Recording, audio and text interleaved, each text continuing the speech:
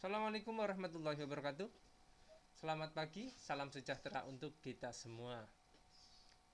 Oke anak-anak, kali ini kita akan belajar tentang teks berita. Pada teks berita kita akan membahas beberapa hal. Yang pertama ada pengertian berita, ada syarat-syarat berita, unsur-unsur berita, dan yang terakhir ada ciri-ciri berita. Langsung saja kita klik untuk pengertian berita.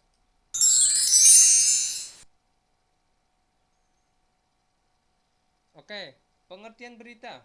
Disadari atau tidak, setiap hari kita mendengarkan atau melihat berita baik di media televisi, koran, majalah, internet, maupun radio. Melalui berita tersebut, kita bisa memperoleh banyak informasi. Informasi tersebut dapat berupa kondisi perekonomian, fenomena alam, kondisi politik, kriminalitas, dan lainnya yang menarik untuk diketahui. Dengan demikian, dapat dikatakan bahwa berita adalah informasi mengenai peristiwa menarik yang sedang terjadi, disajikan lewat bentuk cetak, siaran, internet, atau dari mulut ke mulut kepada orang ketiga atau orang banyak. Nah, itu pengertian berita. Sampai sini paham ya? Oke, kita kembali. Nah, sekarang setelah pengertian berita, kita akan bahas syarat-syarat berita.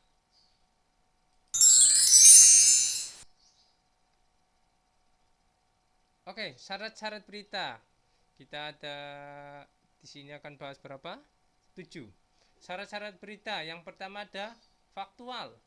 Bersifat nyata atau kejadian yang diberikan benar-benar terjadi. Oke.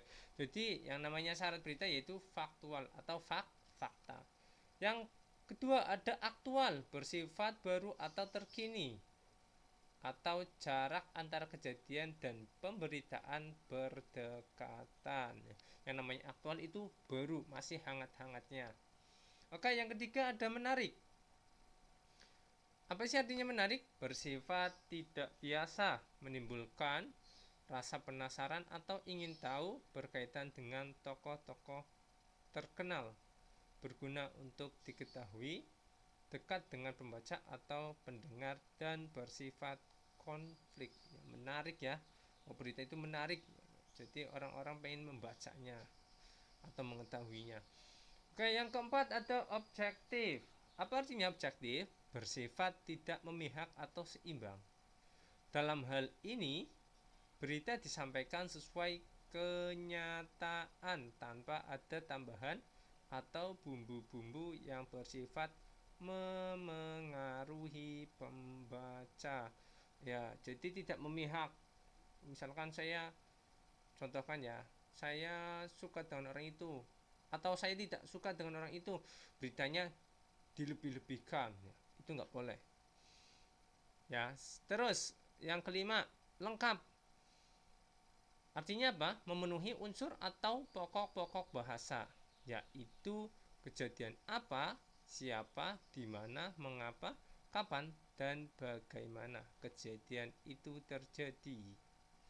Nah, 6. Sistem. Artinya apa? Bersifat urut penyampaiannya, berarti beruntun, step by step ya. Yang terakhir ada mudah dipahami. Menggunakan, artinya menggunakan bahasa yang dipahami. Jangan menggunakan kata-kata istilah yang susah, misalkan kata-kata istilah kedokteran atau yang lainnya. Oke, itu tadi syarat-syarat berita.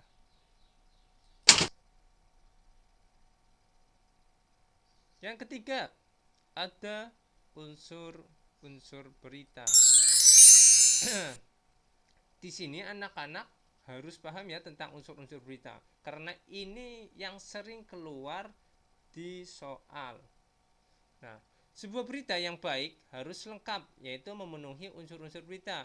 Unsur-unsur tersebut adalah jawaban atas pernyataan apa yang terjadi, di mana kejadian tersebut, kapan kejadian tersebut terjadi, siapa yang terjadi dalam siapa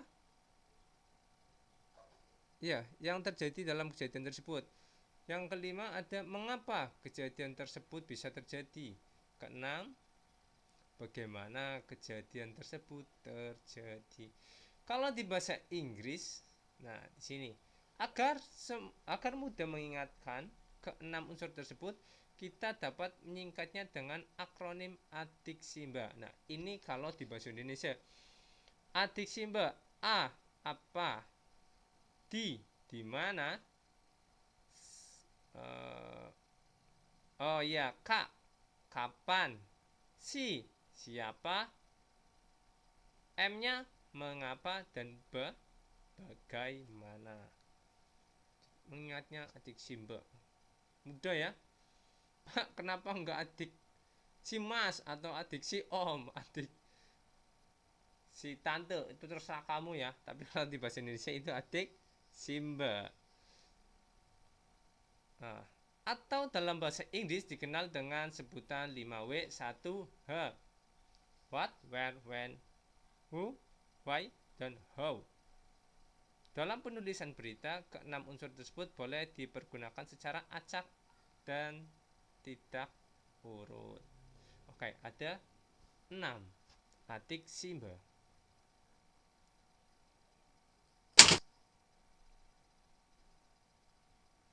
Yang terakhir ada ciri-ciri berita.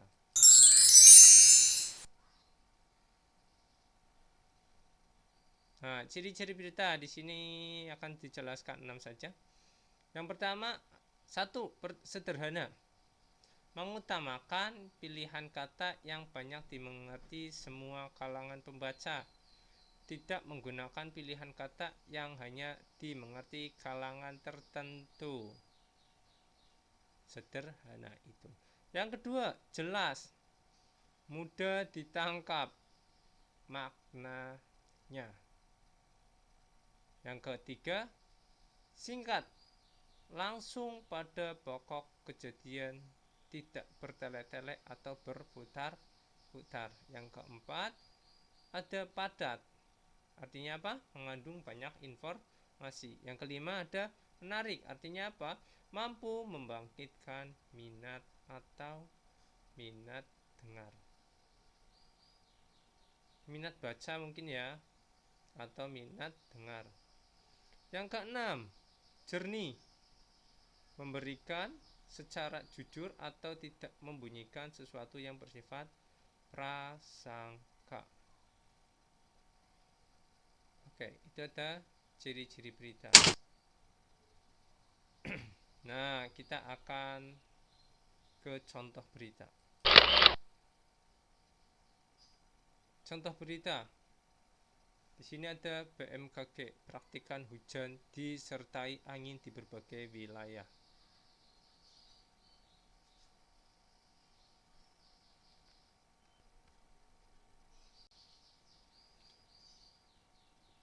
Republika.co.id, Jakarta. Badan Meteorologi, Klimatologi, dan Geofisika atau BMKG menyampaikan peringatan dini sehubungan dengan adanya potensi hujan lebat disertai kilat dan angin kencang di sebagian besar wilayah provinsi Indonesia Selasa tanggal 23 bulan April. Menurut perakiraan BMKG, hujan lebat disertai petir dan angin kencang berpotensi meliputi wilayah Provinsi Aceh, Bali, Bangka Belitung, Banten, Bengkulu, DKI Jakarta, Jambi, Jawa Barat, Jawa Timur, Kalimantan Utara, Kalimantan Barat, Kalimantan Tengah, Kalimantan Timur, dan Kalimantan Selatan. Selain itu, wilayah Provinsi Lampung Maluku, Nusa Tenggara Barat, Nusa Tenggara Timur, Riau, Sulawesi Barat, Sulawesi Selatan, Sulawesi Tengah, Sulawesi Tenggara, Sulawesi Utara, Sulawesi Barat, Sumatera Selatan, Sumatera Barat, Sumatera Selatan, Sumatera Utara, Papua dan Papua Barat juga menghadapi hujan lebat disertai petir dan angin kencang.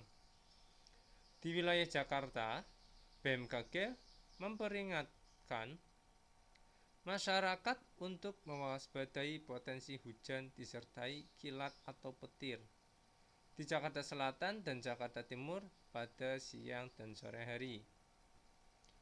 Sementara di wilayah Jawa Barat, hujan dengan intensitas sedang hingga lebat yang disertai kilat dan angin kencang berpotensi terjadi di Bogor, Depok, Bekasi, Karawang, Sukabumi, Cianjur, Purwakarta, Subang, Tasikmalaya, Ciamis, Bandung Raya, Cimahi, Kuningan, Garut, Banjar, Sumedang, Pangandaran, dan Indramayu sejak menjelang siang hingga malam hari. Deputi Bidang Meteorologi BMKG Guswanto menghimbau masyarakat mewaspadai potensi cuaca ekstrim pada periode peralihan dari musim penghujan ke musim kemarau. Pada periode peralihan musim, menurut dia biasanya perubahan kondisi cuaca relatif lebih cepat pada pagi sampai siang hari. Biasanya cuaca terik, tetapi saat memasuki siang hingga sore, hujan dengan intensitas tinggi bisa turun dalam durasi singkat. Selama periode peralihan musim, ada beberapa fenomena cuaca ekstrim yang harus diwaspadai, yaitu hujan lebat yang durasi singkat yang dapat disertai kilat atau petir dan angin kencang, puting beliung, dan hujan es, kata Guswantoro. Nah, itu tadi ada contoh berita. Kita kembali dulu. Nah, sekarang analisis dari berita tadi yang saya bacakan. Analisis Atik Simba. Nah, di sini analisis 5W plus 1H atau Atik Simba. Yang pertama, apa isi pokok berita tersebut? Apa yo? Nah, potensi hujan lebat disertai kilat dan angin kencang di sebagian besar wilayah provinsi Indonesia. Yang kedua ada di mana peristiwa itu terjadi? Nah, di mana? Di sejumlah provinsi di Indonesia. Yang ketiga, kapan sih peristiwa itu terjadi? Kapan? Iya, tadi 23 Maret. Yang keempat, siapa yang terlibat dalam peristiwa itu? Nah, yang terlibat ada Badan Meteorologi, Klimatologi, dan Geofisika atau BMKG. Ada yang terlibat lagi di sini, Deputi Bidang Meteorologi BMKG, yaitu Bapak Guswantoro. Nah, yang kelima, mengapa peristiwa itu terjadi? Ya, pada periode peralihan musim, biasanya perubahan kondisi cuaca relatif lebih cepat. Yang terakhir, bagaimana kejadian peristiwa itu terjadi? Nah, selama periode peralihan musim, ada beberapa fenomena cuaca ekstrim yang harus diwaspadai, yaitu hujan lebat dalam durasi singkat yang dapat disertai kilat atau petir dan angin kencang, puting beliung, dan hujan es. Nah, ini adalah tadi analisis 5W plus 1H atau Atik Simba. Oke, kembali. Nah, sekarang kita ke latihan. Break dulu. Nah, ayo berlatih. Tentukan Atik Simba atau 5W plus 1H berita di bawah ini. Nah, silakan adik-adik dibaca beritanya dan cari 5W1 hanya. Oke. Sekian dari saya. Selamat pagi. Assalamualaikum warahmatullahi wabarakatuh.